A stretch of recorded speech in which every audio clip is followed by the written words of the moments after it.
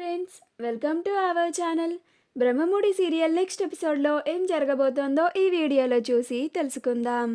ఏ హక్కుతో ఆవిడ గారు ఈ ఇంటికి క్యారేజ్ తీసుకొని వచ్చిందంట అని కావ్యని నిలదీసిన రాజ్ అసలేం జరిగింది అని తెలుసుకోవడానికి ఈ వీడియోని స్కిప్ చేయకుండా ఎండ్ వరకు చూసేయండి. ఇందిరాదేవి వంట చేస్తూ ఉంటుంది. అప్పుడు స్వప్న ఇందిరాదేవికి సహాయంగా కూరగాయల్ని కట్ చేస్తూ ఉంటుంది. అలా ఇందిరాదేవి స్వప్న తాలింపు గింజలు అందుకో అని అంటుంది. అప్పుడు స్వప్న అమ్మమ్మ గారు తాలింపు గింజలంటే ఎలా ఉంటాయి అని అంటుంది. అప్పుడు ఇందిరాదేవి అయ్యో దేవుడా, శనగపప్పు తెలుసావే నీకు అని అంటుంది. అప్పుడు స్వప్న ఆ తెలుసమ్మగారు, అదే డ్రమ్స్ షేప్లో పసుపు పచ్చ కలర్లో ఉంటాయి అని అంటుంది. అప్పుడు ఇందిరాదేవి అవే అక్కడ ఉంటాయి, కొంచెం తీసుకురా అని అంటుంది.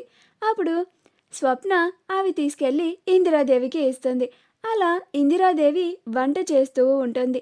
అప్పుడు ఇందిరాదేవి ఉల్లిపాయలు కట్ చేయడం అయిపోయిందా స్వప్న అని అంటుంది.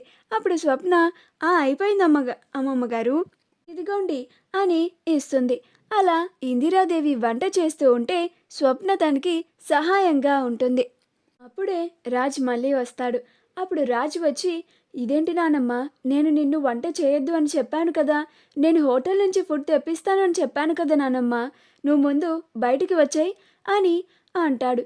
అప్పుడు ఇందిరాదేవి, ఏంట్రా, హోటల్ నుంచి తెప్పిస్తే అది మీరు తినండి, నాకు మీ తాతయ్యకి బయట ఫుడ్ అసలు అంతగా పడదు, కావ్య ఉంటే చక్కగా రుచికరమైన భోజనం ఇంట్లోనే పెట్టి ఉండేది, ఆ శాంత కూడా పనిలో నుంచి మానేసింది, ఇక ఈ ఇంట్లో మా ఇద్దరి కోసం వంట చేసే వాళ్ళు ఎవరున్నారు, పైగా స్వప్న కూడా కడుపుతో ఉంది, ఇలాంటి టైంలో బయట ఆహారం తింటే అంత మంచిది కాదు ఆరోగ్యానికి, అందుకే నేను వండుతున్నాను అని అంటుంది. అప్పుడు రాజ్, అది కాదు నానమ్మ, నీకు వంట చేసే అలవాటు తప్పింది కదా అని అంటాడు. అప్పుడు ఇందిరాదేవి, నాకు అలవాటు తప్పింది అని ఇప్పుడు మా కోసం వంట చేసి పెట్టేవాళ్ళు ఇక్కడ లేరు కదా రాజ్, వాళ్ళిద్దరిని నువ్వు ఈ ఇంట్లో నుంచి వెళ్ళిపోయేలాగా చేశావు కదా, ఇంకా ఈ ఇంట్లో మా కోసం మేమే వంట చేసుకోవాలి కదా, అయినా నేను ఇక నుంచి ఎవరి మీద ఆధారపడాలి అని అనుకోవడం లేదు, నా అవసరాలన్నీ, మా బావకి ఉన్న అవసరాలన్నీ నేనే తీరుస్తాను అని అంటుంది. రాజ్తో మాట్లాడుతూ వంట చేస్తూ ఉంటే పొరపాటున ఇందిరాదేవి చేయి మీద కొంచెం కర్రీ చెందుతుంది.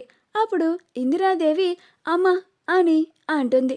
అప్పుడు స్వప్న, అమ్మమ్మ గారు ఏమైంది అని వెంటనే ఇందిరాదేవికి ఏమైందో చూస్తుంది. అప్పుడు ఇందిరాదేవి చేయి ఖాళీ ఉంటుంది. అప్పుడు రాజ్, నానమ్మ, ఇందుకే నానమ్మ నేను నిన్ను వంట చేయొద్దు అని చెప్పాను, నీకు ఈ వయసులో ఎందుకు నానమ్మ ఇన్ని కష్టాలు అని అంటాడు. అప్పుడు ఇందిరాదేవి, నాకు ఈ కష్టం వచ్చేలా చేసింది నువ్వే కదరా అని అంటుంది. అప్పుడు రాజ్, నేనేం చేశాను నానమ్మ అని అంటాడు. అప్పుడు ఇందిరాదేవి, నీ కారణంగానే కదరా కావ్య అపర్ణలు ఇద్దరే ఇంట్లో నుంచి వెళ్ళిపోయారు, ఈనాడు వాళ్ళిద్దరే ఉండి ఉంటే నాకు ఇలాంటివి జరిగేవి కాదు కదా అని అంటుంది. స్వప్న వెంటనే ఆయింట్మెంట్ని తీసుకొని వచ్చి రాస్తూ ఉంటుంది. అప్పుడు సుభాష్, రే రాజ్, నువ్వేం చేస్తావో నాకు తెలియదు, వెంటనే మీ అమ్మని ఇంటికి తీసుకురా, చూడురా, మీ అమ్మ లేకపోవడం వల్ల మా అమ్మకి ఎన్ని కష్టాలు వస్తున్నాయో, ఇప్పుడు ఆ దెబ్బ తగిలించుకొని ఎంత బాధపడుతుందో అని అంటాడు. అప్పుడు రుద్రాని, అవును రాజ్, వెంటనే అపర్ణవతిని ఇంటికి తీసుకొనిరా అని అంటుంది.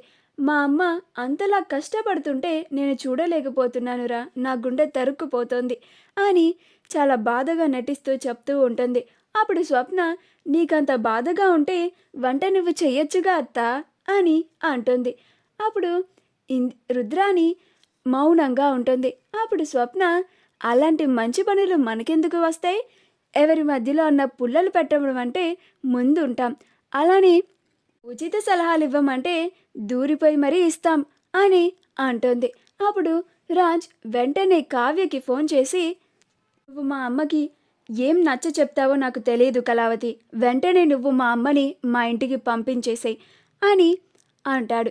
అప్పుడు కావ్య, నేను ఎంత చెప్పినా ఆవిడ వినడం లేదండి, చేతనైతే మీరే మాట్లాడుకోండి అని అంటుంది.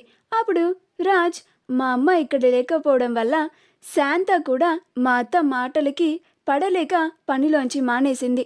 మా నానమ్మే వంట చేసుకుంటుంది. అలా నానమ్మకి చేయి కాలింది. మా నానమ్మని చూసుకునే వాళ్ళే లేరు ఈ ఇంట్లో. నీకు నిజంగా మా నానమ్మ తాతయ్యల పైన గౌరవమే ఉంటే వెంటనే మా అమ్మని ఇక్కడికి పంపించు అని అంటాడు. ఆ మాటకి కావ్య, అపర్ణలు ఇద్దరూ ఆశ్చర్యపోతారు. అప్పుడు రాజ్, ఇప్పటి వరకు నువ్వు మా అమ్మని మీ ఇంట్లో పెట్టుకుంది చాలు, వెంటనే మా అమ్మని మా ఇంటికి పంపించు కళావతి అని అంటాడు. అప్పుడు అపర్ణ వెంటనే కావ్య చేతిలో ఉన్న ఫోన్ని తీసుకొని, ఏంట్రా ఓ బాధ్యత గల భర్తలాగా ఓ తెగ కావ్యని అరుస్తున్నావు, నీకంత బాధ్యతే ఉంటే నువ్వే వచ్చి నీ భార్యని తీసుకెళ్ళు అని అంటుంది. అప్పుడు రాజ్, అపర్ణ మాట్లాడుతుంది అని, మమ్మీ ఇక్కడ నువ్వు లేకపోయేసరికి నానమ్మ చాలా ఇబ్బంది పడుతుంది మమ్మీ, ప్లీజ్ మమ్మీ నువ్వు త్వరగా మన ఇంటికి వచ్చే మమ్మీ అని అంటాడు. అప్పుడు అపర్ణ, నేను నీకు చెప్పిన షరతు గుర్తున్నట్టుంది, నేను మళ్ళీ నీకు చెప్పాల్సిన అవసరం లేదనుకుంటా.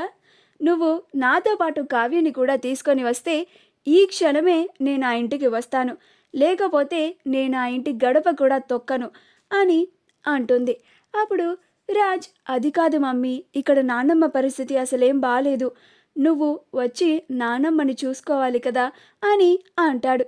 అప్పుడు అపర్ణ, ఆ ఇంట్లో అత్తయ్య గారిని చూసుకునే వాళ్ళు ఇంకా చాలామందే ఉన్నారు కదా, మీ డాడీ కూడా ఉన్నారు కదా, చూసుకోమని చెప్పు అని అంటుంది. కాల్ని కట్ చేసేస్తుంది. అప్పుడు కావ్య, అదేంటి అత్తయ్య గారు, పాపం అమ్మమ్మ గారు అక్కడ ఇబ్బంది పడుతున్నారంట కదా, మీరైనా మీ పంతాన్ని వదిలి వెళ్ళొచ్చు కదా అని అంటుంది. అప్పుడు అపర్ణ, నీకంత జాలి వేస్తే ఇక్కడి నుంచి వండి తీసుకెళ్ళి అక్కడికి ఇవ్వు అని అంటుంది.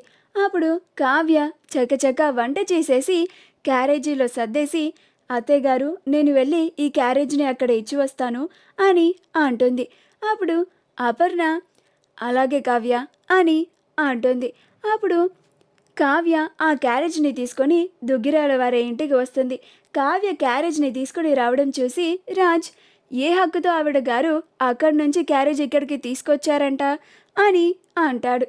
అప్పుడు ఇందిరాదేవి, కావ్య మా మనవరాలు, అందుకే మా కోసం వంట చేసుకొని తీసుకొచ్చింది అని అంటుంది. అప్పుడు రాజ్, మీ మనవరాలు ఎలా అయింది, అసలు ఆవిడికి ఈ ఇంటికి సంబంధం లేదని అనుకున్నాం కదా అని అంటాడు. అప్పుడు సీతారామయ్య, నువ్వు ఒప్పుకున్నా ఒప్పుకోకపోయినా కావ్య ఎప్పటికీ ఈ ఇంటి కోడలే, మాకు మనవరాలే, నువ్వు రామ్మా కావ్య అని అంటాడు. మా వీడియో కనుక మీకు నచ్చినట్లయితే లైక్ చేయండి, షేర్ చేయండి, మా ఛానల్ని సబ్స్క్రైబ్ చేసుకోండి, పక్కనే ఉన్న బెల్ ఐకాన్ని క్లిక్ చేయడం మాత్రం మర్చిపోకండి.